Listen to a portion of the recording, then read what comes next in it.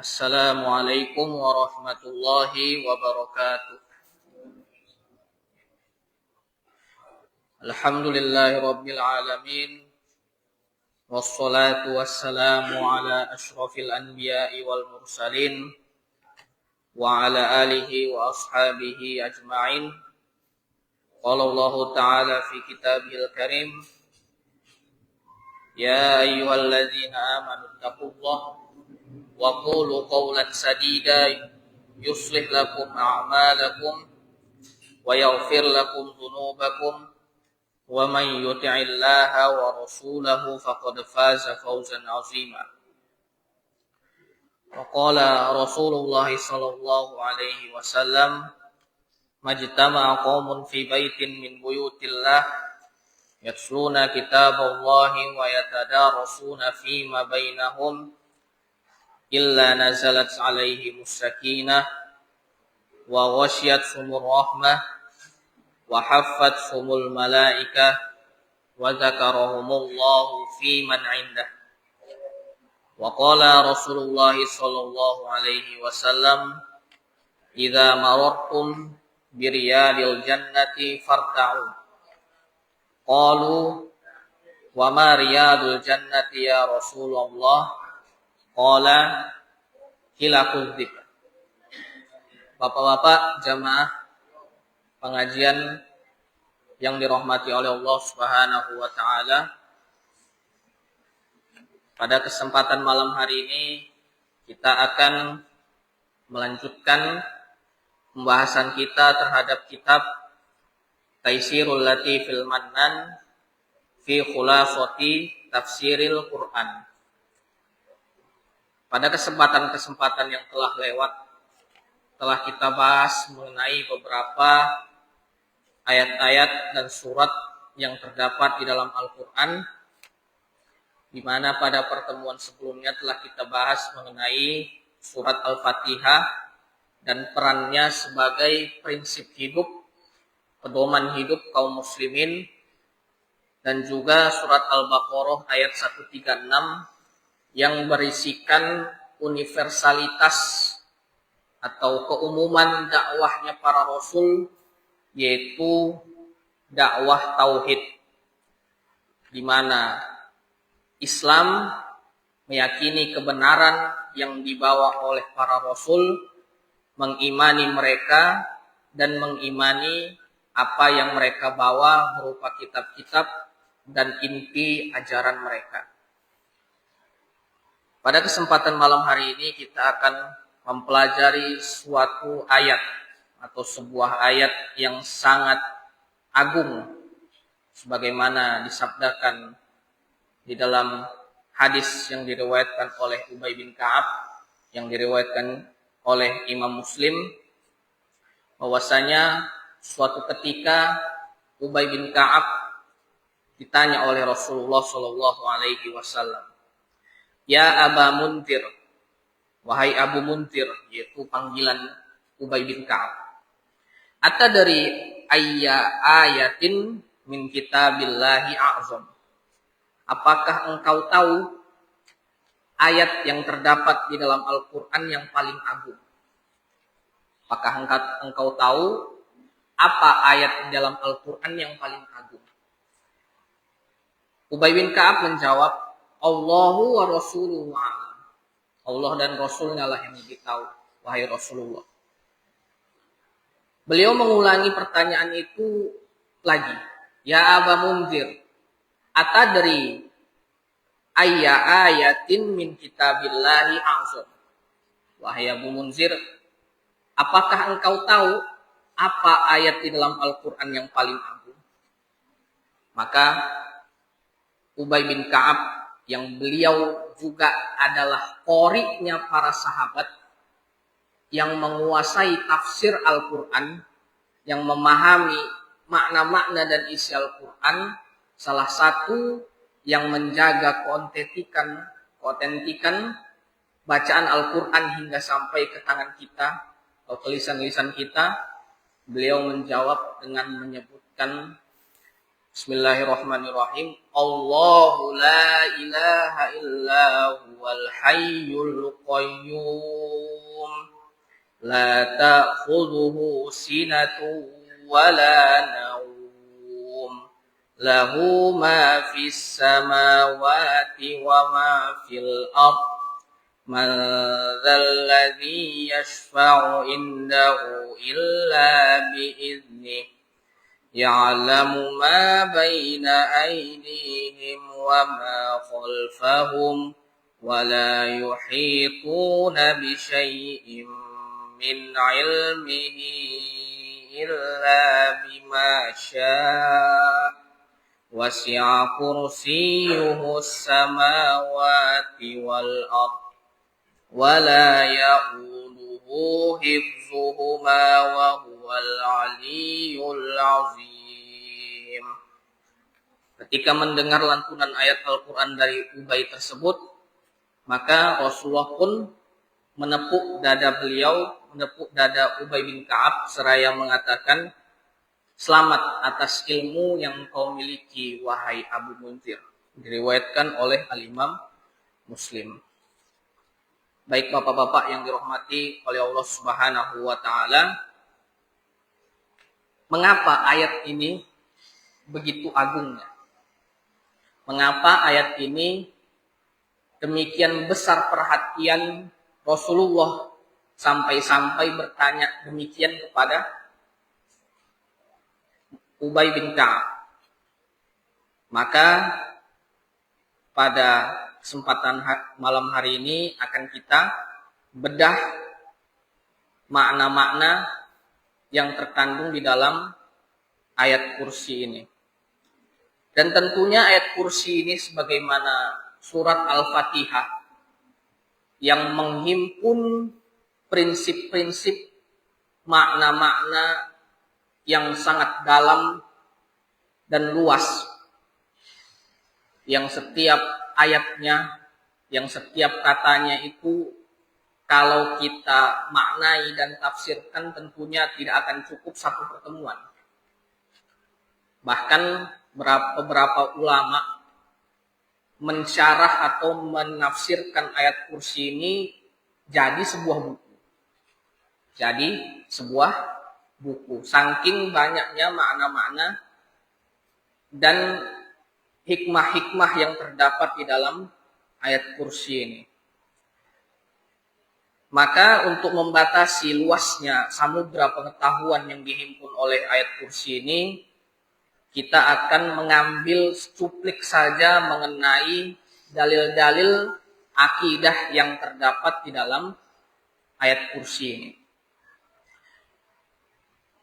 Syekh Abdurrahman bin Nasir As-Sa'di membuka pembicaraan beliau dengan berkata, qad akhbarallahu atau qad akhbaron nabiyyu sallallahu alaihi wasallam anna hadhil ayah a'zamu ayatil qur'ani 'alal itlaq.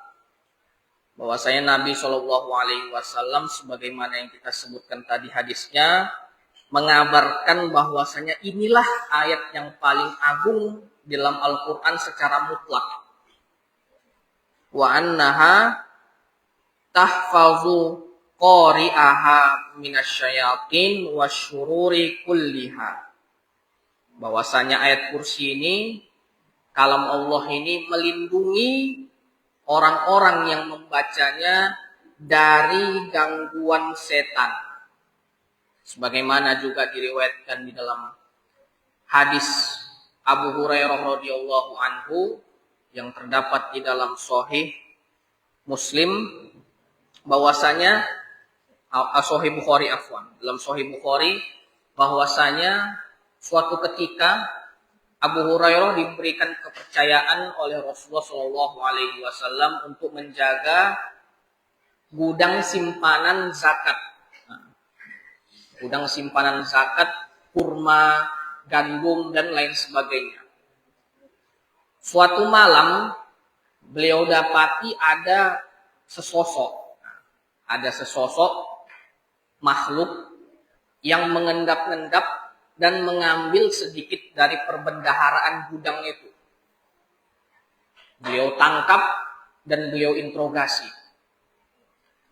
Ternyata setelah beliau interogasi, makhluk ini mengaku bahwasannya dia itu adalah orang yang gak punya. Dia ingin memberi makan keluarganya. Dia ingin memberi makan keluarganya sehingga sampai dia mencuri ke gudang zakat itu. Maka karena iba dan kasihan, Abu Hurairah pun melepaskannya. Di pagi harinya beliau kabarkan hal itu kepada Rasulullah Shallallahu Alaihi Wasallam. Maka Rasulullah pun menjawab, lihat saja nanti malam pasti makhluk itu akan kembali lagi. Nah, lihat saja nanti malam pasti makhluk itu akan kembali lagi. Dan ternyata benar sabda Rasulullah ini. Kembali lagi malam berikutnya. Dan mengaku lagi dengan pengakuan yang sama. Bahwasanya dia itu adalah sosok yang gak punya apa-apa. Terpaksa dia mencuri makanan. Dilepaskan lagi sama Abu Hurairah. Kemudian dikabarkan lagi.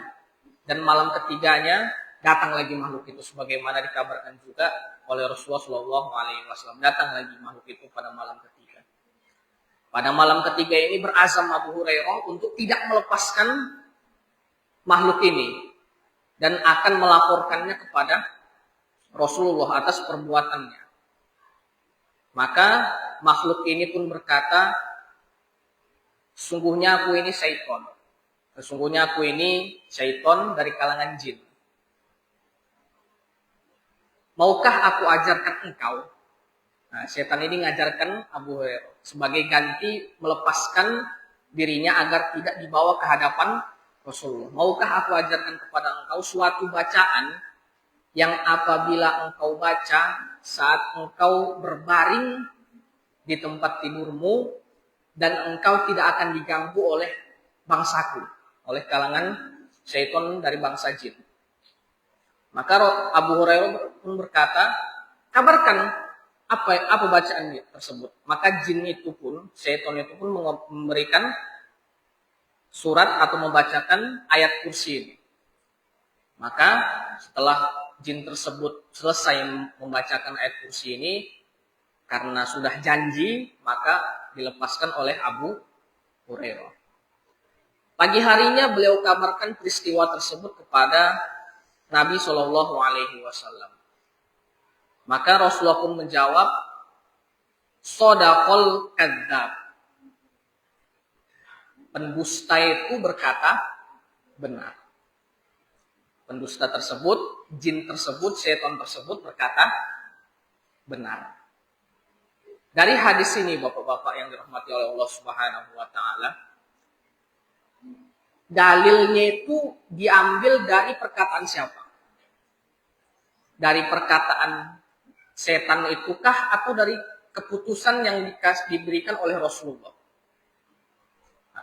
Dari mana dapat kita dalil bahwasanya kalau kita baca ayat kursi itu bisa melindungi kita dari gangguan setan itu? Apakah dari perkataan jin itu ataukah dari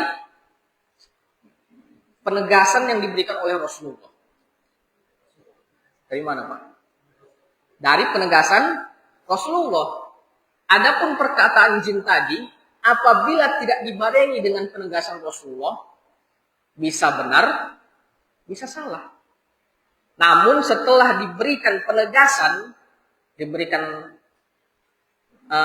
pembenaran oleh Rasulullah bahwasanya jin tersebut benar berkata demikian, maka jadilah hal tersebut menjadi dalil bagi kita bahwasanya membaca Al-Fatihah, membaca ayat kursi itu dapat melindungi kita dari gangguan syaitan ketika kita tertidur. Baik Bapak-bapak, itu diantara dalilnya mengenai keagungan ayat kursi ini. Kita lanjutkan. Syekh Abdurrahman bin Nasir As-Sa'di rahimahullah berkata, limah tawats alaihi min ma'ani at-tauhid wa azamati wal azamati wasi'ati sifatil kamali lillahi ta'ala.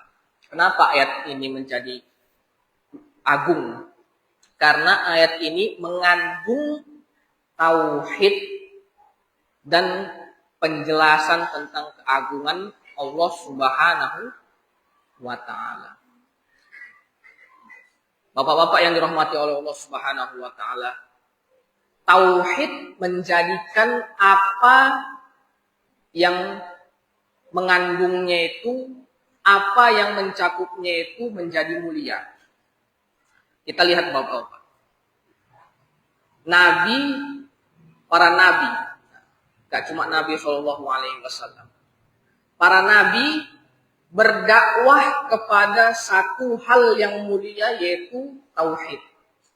Jadilah mereka orang-orang paling mulia di bumi ini, yang menjadi rasul, utusan Allah Subhanahu wa taala. Karena mereka berdakwah kepada tauhid. Kalimat la ilaha illallah menjadi kalimat yang paling mulia karena apa? Karena mengandung tauhid. Zikir subhanallahi wa bihamdihi subhanallahil azim menjadi zikir yang paling agung. Dua kalimat yang paling agung. Karena apa? Karena berisi tauhid. Al-Quran, kalamullah, mengapa menjadi kitab yang paling agung? Karena isinya adalah ajaran tauhid. Islam menjadi agama yang dimuliakan, bahkan ditinggikan di atas seluruh agama yang lainnya. Karena apa? Karena Islam mengajak kepada tauhid. Bahkan seluruh hal yang berkaitan dengan tauhid menjadi mulia karena kan tauhid. Termasuk ayat kursi ini. Karena inilah ayat yang paling murni menjelaskan tentang tauhid dan keagungan Allah Subhanahu wa ta'ala. Kemudian bapak-bapak yang dirahmati oleh Allah Subhanahu wa ta'ala, ayat ini sekurang-kurangnya mengandung 4 dalil akidah. Adapun kalau Syekh Abdul Razak bin Abdul Muhsin Al-Badr, beliau punya buku yang juga menjelaskan ayat kursi ini. Beliau memaparkan ada 11 dalil. Tapi kita ringkaskan saja menjadi 4 dalil. Dalil yang pertama adalah bahwasanya ayat ini mengajarkan kepada kita bahwasanya ilmu itu harus dibarengi dengan amal. Bahwasanya ilmu itu harus dibarengi dengan amal. Dari mana kita ambil itu, Bapak?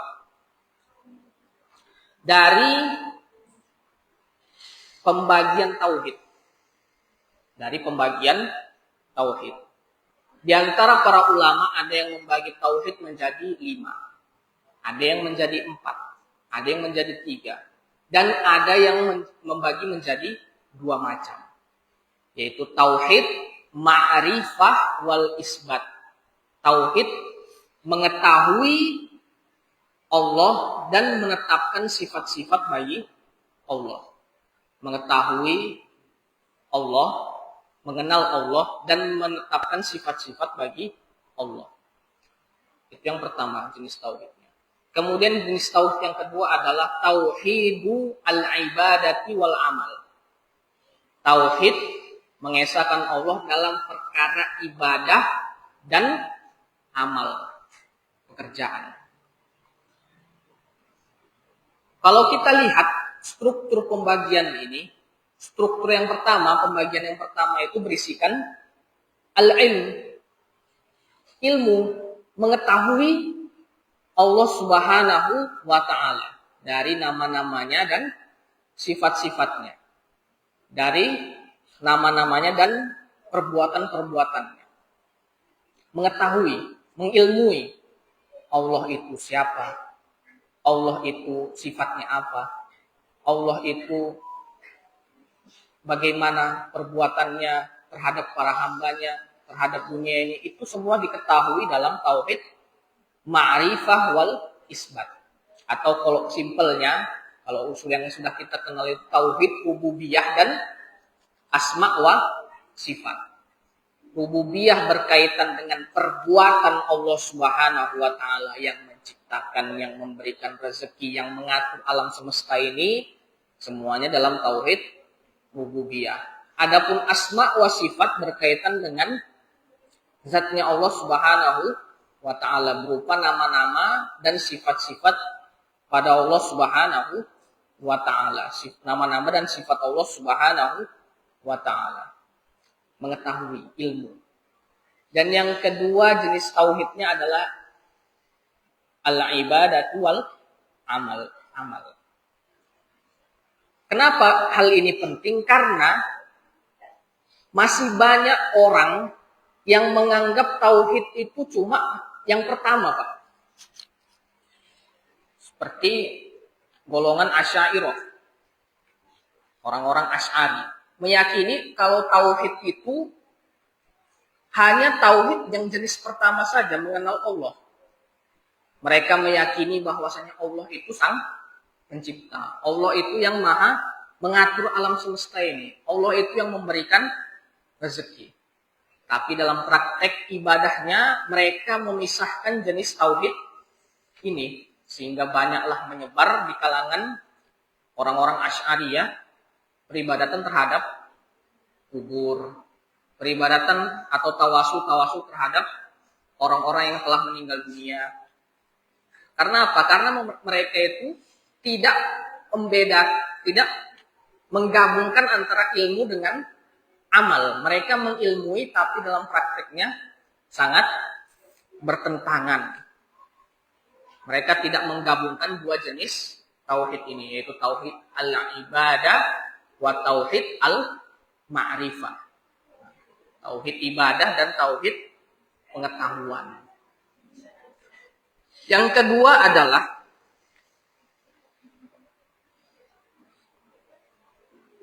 al-ma'budul ladzi yastahiqqu bil ibadah huwal mausufu bi kamalul hayati wal qayyumiyah.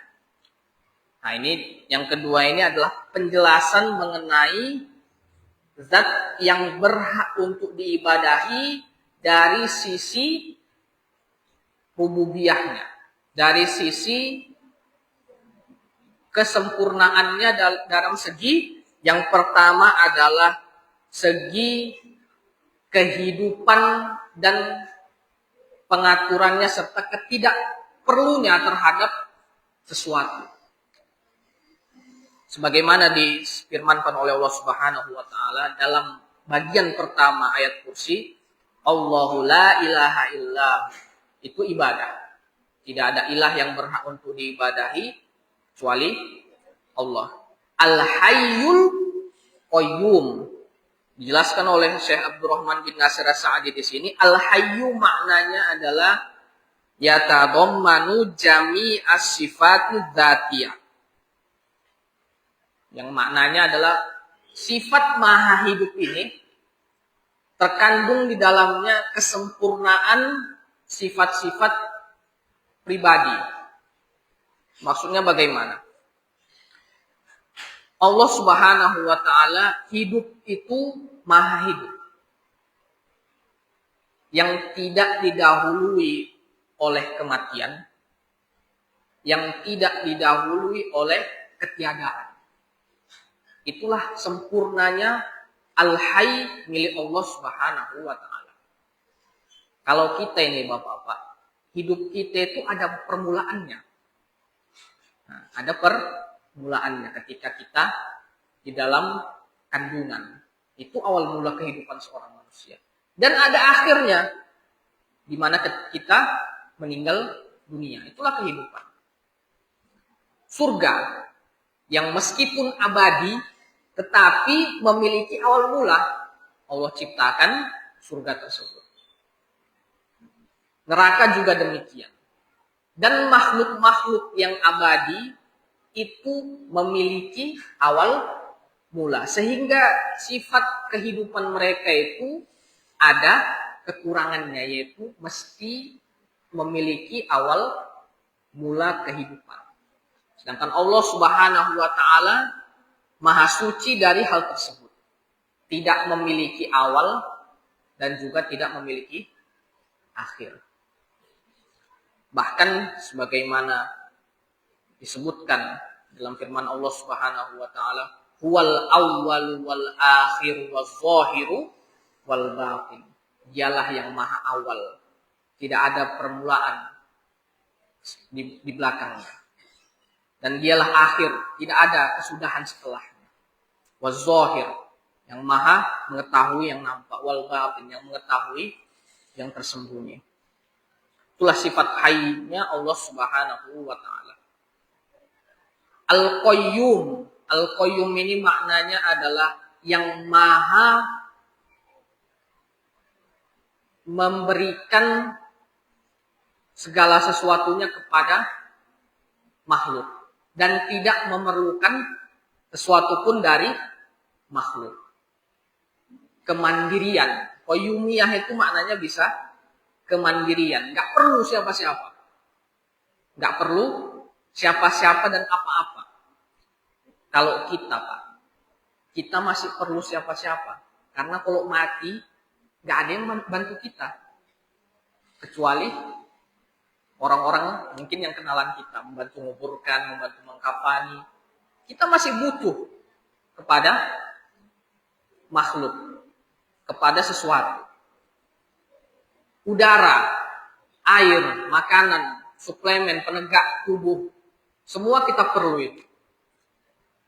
Maka Allah Subhanahu wa taala, zat yang maha qayyum itu tidak perlu kepada hal tersebut. Tidak perlu kepada hal tersebut. Bahkan hal-hal tersebutlah yang perlu kepada Allah Subhanahu wa taala. Itulah perwujudan dari sempurnanya qayyumiyah Allah Subhanahu wa taala. Sehingga diantara hal-hal yang melazimkan hal tersebut adalah Allah itu maha al-mutakabbir. Allah itu maha merasa besar. Maha sombong kalau terjemahan dalam bahasa Indonesia. Maha sombong. Karena apa? Allah nggak perlu yang semua-semua itu. Ya kalau Allah sombong itu ya udah normal, Pak. Karena Tuhan gitu. Kita sombong itu kebangetan gitu. Karena apa-apanya masih perlu. Bahkan mati pun kita perlu sama orang gitu. Untuk menguburkan kita. Kita gak ngirup udara beberapa menit saja sudah ngos-ngosan. Masih perlu kita kepada hal-hal tersebut. Maka tak pantaslah manusia itu sombong. Gitu. Karena apa? Karena gak sempurna sifat kemandiriannya itu. Masih memerlukan sesuatu. Maka Allah yang berhak untuk diibadahi yang pertama adalah sempurna dari segi kehidupan dan kemandirian, qayyumiyah. Yang kedua adalah sempurna dari segi kepemilikan dan pengaturan atas hal tersebut, atas kepemilikan tersebut. Yang terwujud dalam firman Allah Subhanahu wa taala, lahu ma fis samawati wa ma fil ardh. Ya, milik Allah lah segala sesuatu yang ada di langit dan ada di bumi. Langit, bumi, semuanya milik Allah. Baik langitnya, baik buminya, maupun yang terdapat di antara langit dan bumi. Dan yang terdapat di dalam langit maupun bumi tersebut. Semuanya milik Allah. Tapi tidak hanya sekedar memiliki, Pak. Tetapi Allah berkuasa penuh dan mengendalikan penuh kepemilikan tersebut. Sedangkan kita, manusia, kita mungkin memiliki, tapi tak mengendalikan kepemilikan itu. Contohnya apa? Kita punya anak. Kita memiliki anak tersebut. Tetapi tak bisa kita kendalikan, contohnya. Karena anak tersebut punya pikiran, kita pun punya pikiran. Anak tersebut punya hati, Kita pun punya hati. Lain hatinya. Maka yang memiliki hal tersebut hanya Allah yang punya kuasa untuk mengatur dan mengendalikan hal tersebut. Nah, di sini sebutkan apa maha kuasanya Allah Subhanahu wa taala dalam hal tersebut adalah man dzalladzi yashfa'u indahu illa bi'izni. Yaitu tidak ada zat atau tidak ada sesuatu yang dapat memberikan syafaat, memberikan pertolongan, memberikan bantuan kecuali dengan izin Allah Subhanahu wa taala. Bantuan yang kita berikan kepada seseorang tidak akan sampai kecuali hal tersebut sudah diizinkan oleh Allah Subhanahu wa taala. Terlebih lagi ketika di yaumid din, ketika di hari pembalasan nanti. Ketika setiap orang berharap syafaat, berharap bantuan kepada orang lain untuk menyelamatkan dirinya dari azab neraka. Para makhluk saat itu berombong-rombong menemui Nabi Ibrahim. Meminta agar Nabi Ibrahim memberikan syafaat untuk mereka. Nabi Ibrahim nggak bisa. Bahkan kepada nabi-nabi yang lain didatangi oleh para makhluk saat itu. Para nabi yang lain tidak bisa untuk memberikan syafaat. Datanglah kepada Rasulullah Shallallahu Alaihi Wasallam. Maka Rasulullah pun menjawab, akan kutanyakan dulu sama Allah Subhanahu Wa Taala. Ketika Allah Subhanahu Wa Taala mengizinkan beliau untuk memberikan syafaatnya, maka Nabi Shallallahu Alaihi Wasallam pun baru memberikan syafaatnya. Maka syafaat Nabi Shallallahu Alaihi Wasallam itu tidak akan diberikan kecuali atas izin Allah Subhanahu wa taala. Maka yang benar Pak, kalau kita bersolawat itu agar Allah memberikan izin kepada Nabi Shallallahu Alaihi Wasallam, agar Nabi Shallallahu Alaihi Wasallam memberikan syafaatnya kepada kita. Jadi Allah mengizinkan Nabi Shallallahu Alaihi Wasallam agar memberikan syafaatnya kepada kita. Karena rukun syafaat itu Pak ada 3. Yang pertama adalah kelayakan orang yang diberikan syafaat, itu yang pertama. Yang kedua adalah kelayakan orang yang memberi syafaat. Yang ketiga adalah izin dari Allah Subhanahu wa taala. Kalau kita tak layak Pak untuk mendapatkan syafaat Nabi Shallallahu Alaihi Wasallam, bagaimana mungkin Allah mengizinkan kita? Kemudian apabila kita layak untuk mendapatkan syafaat Nabi Shallallahu Alaihi Wasallam, kemudian Allah izinkan Nabi Shallallahu Alaihi Wasallam untuk memberikan syafaatnya kepada kita, maka terjadilah syafaat tersebut. Yang ketiga adalah bahwasanya zat yang berhak untuk diibadahi itu sempurna dari segi pengetahuan, dari segi ilmu. Ya'lamu ma baina aydihim wa ma khalfahum. Disebutkan oleh Syekh Abdul Rahman bin Nasir Sa'di sini, ya'lamu ma baina aydihim, yaitu perkara-perkara yang sifatnya masa depan, mengenai surga dan neraka, mengenai hari esok. Nah, sebagaimana dihimpun dalam firman Allah Subhanahu wa taala yang disebutkan bahwasanya Allah mengetahui mafatihul ghaib. Wa indahu mafatihul ghaib la ya'lamuha illahu. Dan di sisinya terdapat kunci-kunci yang ghaib.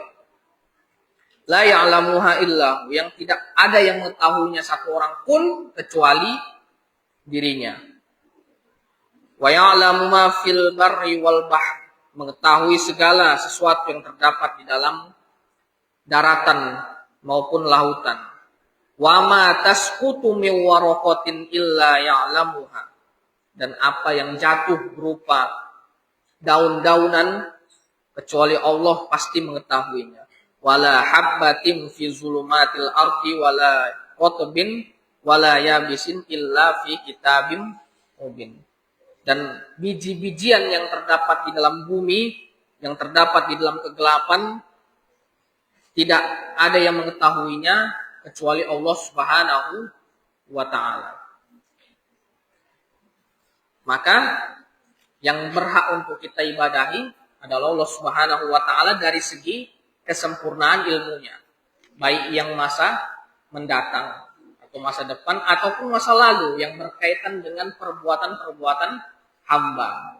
Berkaitan dengan kejadian-kejadian yang terjadi pada masa dahulu. Semuanya itu akan diingat.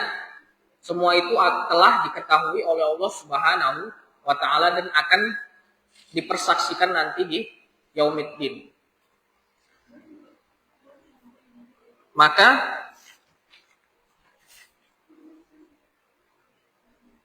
lanjutan dari ayat tersebut adalah wala yuhituna bi syai'in min ilmihi illa bima syaa. Dan Allah Subhanahu wa ta'ala yang menguasai ilmu-ilmu yang ada di alam semesta ini. Mengetahui segala sesuatunya, segala pengetahuannya, baik sesuatu tersebut, pengetahuan akan sesuatu tersebut, maupun pengetahuan mengenai sesuatu tersebut. Apa perbedaannya? Pengetahuan akan sesuatu tersebut, contohnya mengetahui di mana posisi kita, apa yang sedang kita kerjakan, apa yang sedang kita lakukan. Mengetahui mengenai sesuatu tersebut, yaitu mengetahui apa yang terjadi di dalam sesuatu tersebut. Mengetahui hati kita, mengetahui pikiran kita, mengetahui apa yang akan kita lakukan. Jadi Allah mengetahui dan sempurna pengetahuannya atas sesuatu tersebut. Dan ilmu-ilmu yang terdapat di dunia ini, baik yang ilmu yang sifatnya rumit maupun yang sifatnya sederhana, baik itu kedokteran modern maupun sekedar untuk menambal ban, semuanya Allah mengetahuinya. Dan Allah ajarkan hal tersebut kepada manusia, bahkan kepada makhluk-makhluk yang paling sederhana sekalipun. Bagaimana laba-laba itu membuat jaring tanpa diajari oleh siapapun, kecuali diilhamkan oleh Allah Subhanahu wa ta'ala. Bagaimana lebah itu membentuk sarangnya sedemikian rupa canggihnya, itu semuanya adalah dari ilmu Allah Subhanahu wa ta'ala. Bagaimana semut-semut itu bisa berkoordinasi dengan sesamanya dan membentuk suatu koloni yang tidak ada percekcokan di dalamnya. Nah, itu semuanya dari ilmu yang Allah ilhamkan kepada mereka. Kita lihat itu Pak, satu sarang semut itu gak ada yang cekcok, meskipun beribu jumlahnya di dalamnya. Semuanya saling bekerja sama demi kemaslahatan bersama. Mencari makan bersama, melindungi sarang bersama. Nah, itu adalah dari ilmu yang Allah ilhamkan kepada semut-semut tersebut. Sebagaimana disebutkan dalam surat An-Naml, ketika Nabi Sulaiman hendak lewat di suatu lembah, satu orang semut mengabarkan kepada semut yang lain, memperingatkan kepada semut yang lain masuk ke sarang agar tidak diinjak Nabi Sulaiman dan tentaranya. Nah, jadi kalau kita melihat ada bahaya Pak, ada sesuatu yang mengancam kepada komunitas kita kaum muslimin, hendaknya memperingatkan hal tersebut agar tidak terjadi kerusakan yang lebih berbahaya. Sebagaimana halnya semut. Lebah juga begitu. Mereka bersatu mencari makan bersama, melindungi sarang bersama. Bahkan lebah itu digambarkan sebagai hewan pekerja paling soleh.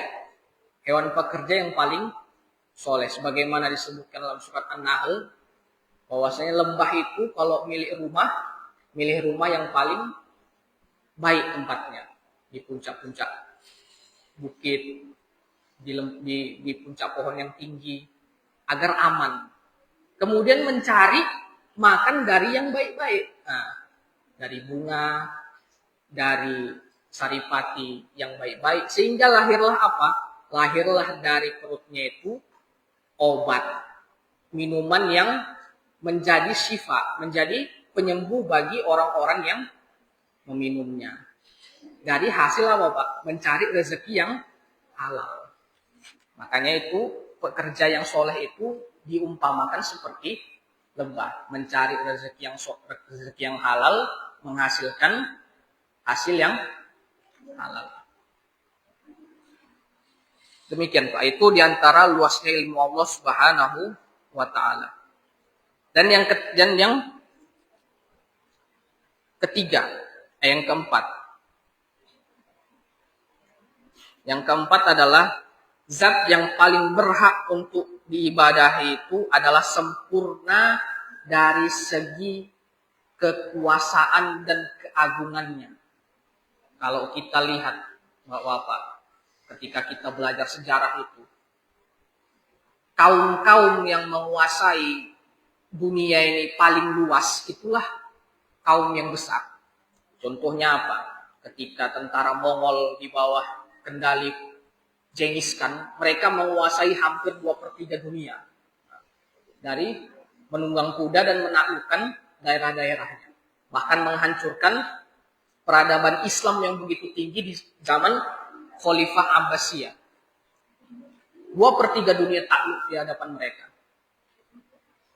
Kemudian tentara Inggris yang dengan penjajahannya menaklukkan dari timur ke barat. Sampai ada ungkapan matahari itu tidak pernah terbenam di dataran Inggris. Karena apa? Karena jajahannya itu dari timur ke barat. Mulai dari Amerika di barat sampai ke Cina, di Hong Kong timur. Semuanya jajahan Inggris. Tidak ada tempat untuk matahari terbenam di kerajaan mereka. Mungkin kita tunda sejenak.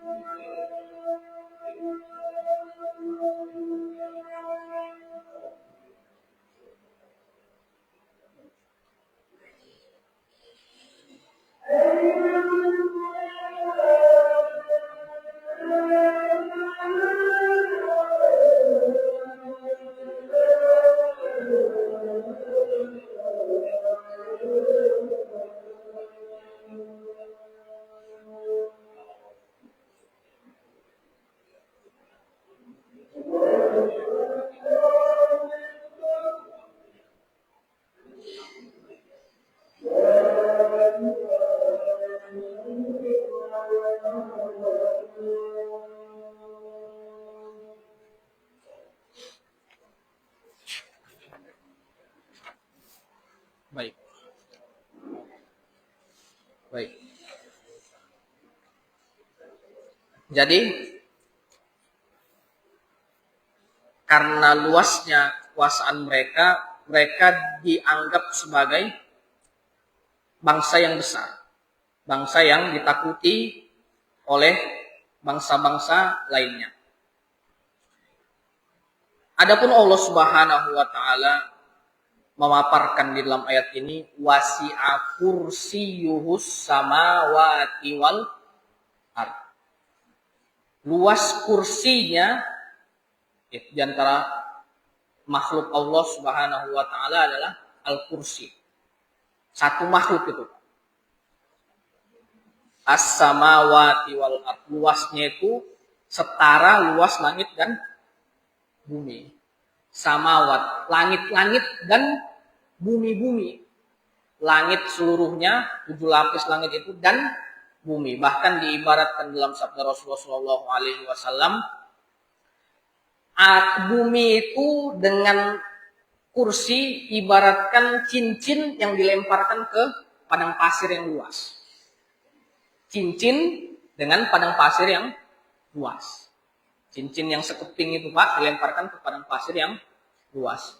Adapun kursi dengan arasnya Allah Subhanahu wa taala ibaratkan cincin yang dilemparkan kepada padang pasir yang luas juga.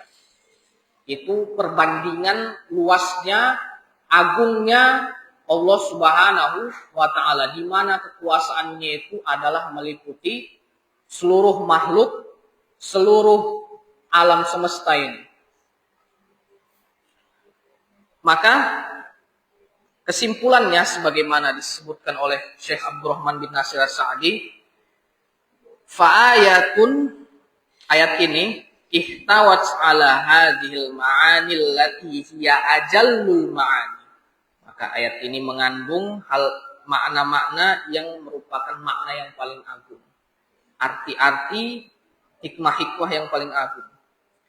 Wa afradaha 'alal ibadi, dan Allah Subhanahu wa taala menyendirikannya di dalam ayat ini agar apa? Yahiqqo an takuna a'zama ayatil Qur'an wa yahiqqo liman qara'aha mutadabbiron wa mutafahiman an yamtali'a qalbuhu minal yaqini wal irfani wal iman. Agar para hamba itu senantiasa mentadabburi dan mencari hikmah-hikmah yang terdapat di dalam ayatnya. Sebagaimana kita tadi sudah mengulik, sudah mencuplik beberapa hikmah, beberapa keterangan dari ayat ini, yang sesungguhnya keterangan-keterangan dalam ayat ini sudah begitu banyaknya, begitu luasnya makna-makna ayat ini. Maka ayat ini seharusnya yang kita baca pagi dan petang, yang kita baca sebelum tidur. Bahkan dalam sabda Rasulullah SAW, man qara'a ayat al-kursi, atau sebagaimana disebutkan dalam hadis yang diriwayatkan oleh Ibnu Sunni dalam Amalul Yaum wal Lailah, man qara'a ayat al-kursi fi duburi kulli sholatin maktubah lam yamna'hu min dukhulil jannah illal maut. Barang siapa yang membaca ayat kursi di setiap akhir penghujung sholatnya, yaitu sholat wajib, maka tidak ada yang menahannya untuk masuk surga kecuali kematian. Berkata Ibnu Qayyim ketika menjelaskan hadis ini, telah datang kabar dari guruku, yaitu beliau menyampaikan dari gurunya yaitu Ibnu Taimiyah. Ketika Ibnu Taimiyah, Syekhul Islam, mendengar hadis ini, beliau pun berkata, ma taraktuha dubura kulli sholati.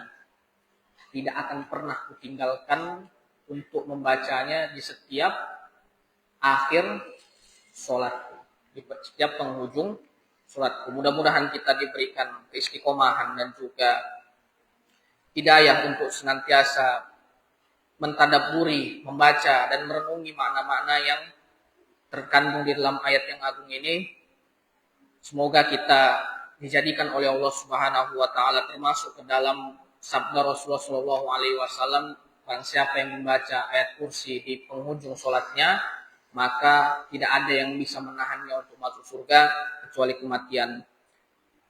Mungkin ini saja yang bisa saya sampaikan pada pertemuan malam hari ini. Lebih dan kurangnya saya mohon maaf. Apabila ada pertanyaan mungkin kita akan jawab pada kesempatan setelah sholat isya. Kita tutup dengan doa kafaratul majlis. Subhanakallahumma bihamdi, subhanakallahumma bihamdika, asyhadu an la ilaha illa anta, astaghfiruka wa atubu ilaik. Wassalamualaikum warahmatullahi wabarakatuh.